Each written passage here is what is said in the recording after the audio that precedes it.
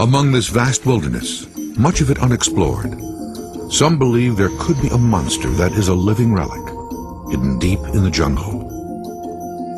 This huge creature is said to prowl the land and lurk beneath inland waters. Natives call it Mokèlé-mbèmbé, one that stops the flow of rivers. Heavy armored sides, scales, a fringe of scales down the back. Footprints of the order of 3 feet in circumference. He always came out of the cave to find food. The people call this animal Mokèlé-mbèmbé. Eyewitnesses report seeing a creature with a long neck and a snake-like head. They say it has a body as big as an elephant with 4 legs, claw-like feet, and a long tail. Most of these accounts suggest it is a semi-aquatic animal that spends most of its time in the rivers that run through the jungle. I was afraid because I hadn't seen this type of animal before. Nawuya Bernard, a local fisherman, was preparing his fishing nets along the Dja River when he had a frightening encounter with the creature. The animal was walking in the river. It was long and big. Bernard says it had large, sharp teeth, and its appearance struck him with terror. What I saw were the spines, which were on his back. It had a long neck. I was afraid and just ran. Dangjal Touré spotted a large animal coming out of the Dja River while out in a boat. I saw this animal trying to eat some leaves. The only part of the animal we saw was the head and the neck. She says her encounter lasted less than a minute, yet left her terrified. The water was churning. The boat was shaking like an earthquake. Everything was shaking in the river. I felt very afraid. Her sighting was of something she could not explain. I've never seen another one since I've lived in the village. I never seen this type of a truck that day, and it was the first time to see that type of truck. Natives call it Mokèlé-mbèmbé. I saw the Mokèlé-mbèmbé when I was very young. Edimo Ferdinand was helping his father with fishing nets when he had a frightening first-hand encounter. I was something like 150 meters away. He watched in both fear and amazement. The animal is like an elephant, but the neck is very long.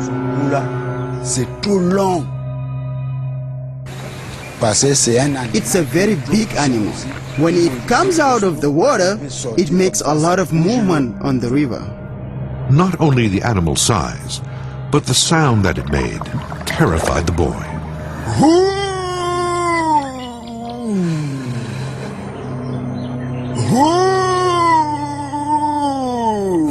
For a few minutes, the animal fed on leaves, then went back into the water. When this animal comes out of the water, you see something like a big splash. He was eating leaves, and the branches were falling in the water when he was eating. Nanga Norbert was fishing one night on the Dja River when he saw the creature. Even in the dark, he could tell this was not an elephant or rhino. With something like spines on his back, long neck, long tail, it's difficult to tell how big the animal was. It was dark, and the neck was so long that I was afraid and I just ran. Norbert turned his boat around and left the area. He was scared for his life. This animal has a reputation of breaking canoes, and he kills people. Sightings go back generations and suggest a large-bodied creature that has a long neck, small head, and long tail. This teacher says he collected footprints of the beast. This woman said that when the creature moved, the whole river shook. The stories of this creature have been passed down for centuries by village elders. The first known account of the Mokèlé-mbèmbé is in a book written in 1776 by Abbe Proyard. Dr. Roy Mackal is a retired biologist and is considered the world's foremost expert on Mokèlé-mbèmbé. Explorers and traders continued to hear stories of this mysterious monster. In the late 1870s, Englishman Alfred Smith arrived on the west coast of Africa to begin a career as a trader. He later recounted, "Behind the Cameroons, there's things living we know nothing about. The Jagonini, they say, is still in the swamps and rivers. Giant diver, it means. Comes out of the water and devours people. Footprints about the size of a good frying pan in circumference. And 3 claws instead of 5.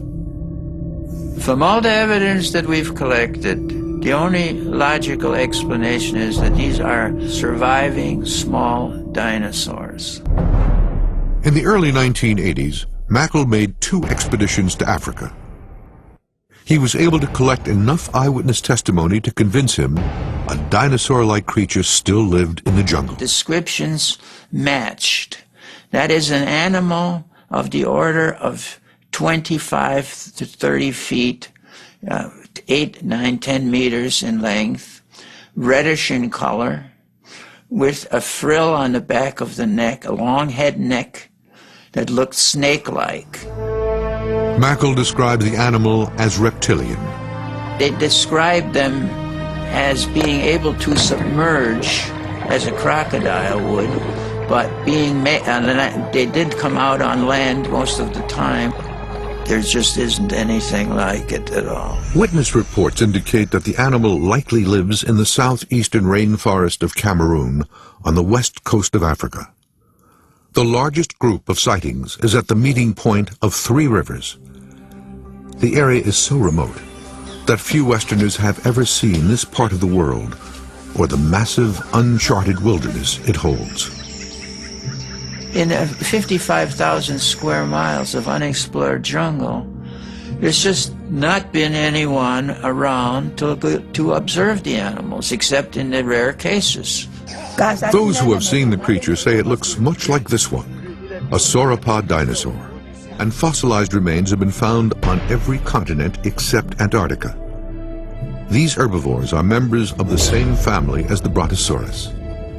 They had long necks with small heads, big bodies, and claw-like feet, identical to reported sightings of the Mokèlé-mbèmbé. The locals have virtually no contact with the outside world.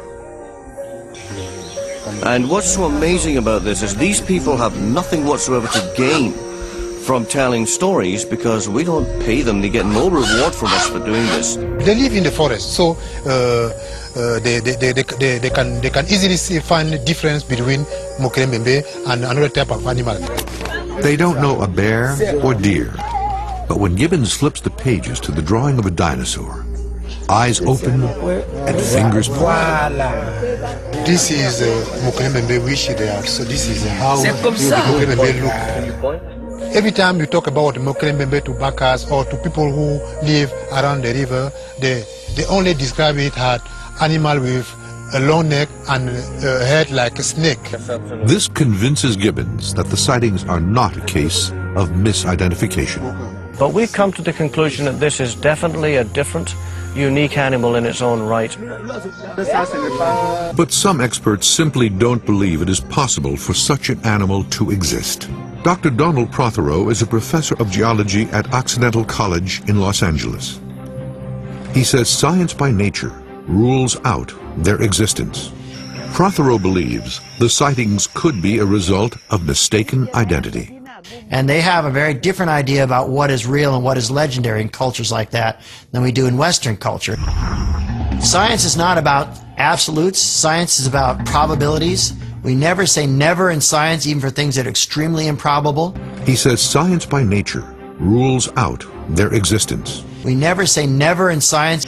Prothero believes the sightings could be a result of mistaken identity. But Prothero believes the sightings are not a case of misidentification. But some experts simply don't believe it is possible for such an animal to exist. We never say never in science, even for things that are extremely improbable. Science is not about absolutes. Science is about probabilities. We never say never in science, even for things that are extremely improbable. Science is not about absolutes. Science is about probabilities. We never say never in science, even for things that are extremely improbable. Science is not about absolutes. Science is about probabilities. We never say never in science, even for things that are extremely improbable. Science is not about absolutes. Science is about probabilities. We never say never in science, even for things that are extremely improbable.